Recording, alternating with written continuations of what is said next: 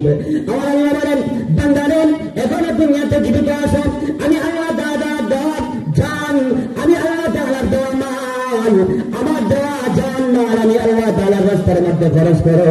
তোমার মৃত্যুর আগে, মৃত্যুবরণ করার পরে যদি কবর থেকে তুমি আসিয়া এই দুনিয়াতে দান সদকা খরচ করতে পারবে না, নেক আমল গুনাহ করতে পারবে না।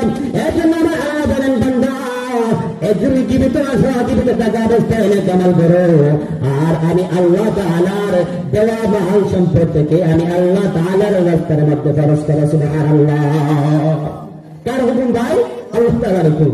বান্দা জীবিত আসো, দুনিয়াতে হায়াতে জিন্দেগিতে এখনো বাকি আসো, মৃত্যুর আগে তোমার মাল তুমি নিজে নেক আমল করো, আর তোমার মাল আমি আল্লাহ দেওয়া মালগুলো আমার রাস্তার মধ্যে খরচ করো। সুবহানাল্লাহ। আল্লাহ তাআলার হুকুম।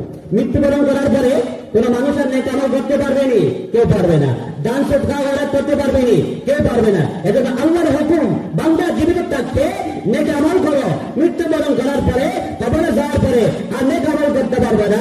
তোমার মাল সম্পদ আল্লাহর রাস্তার মধ্যে, আমার রাস্তার মধ্যে, মসজিদের মধ্যে, মাদ্রাসার মধ্যে খরচ করার কোন সুযোগ থাকবে না। আল্লাহ তাআলা আমাদের সবাইকে আল্লাহ তাআলার রাস্তার মধ্যে জান মাল সময় খরচ করা তৌফিক দান করুন। সবাই বলে আমিন।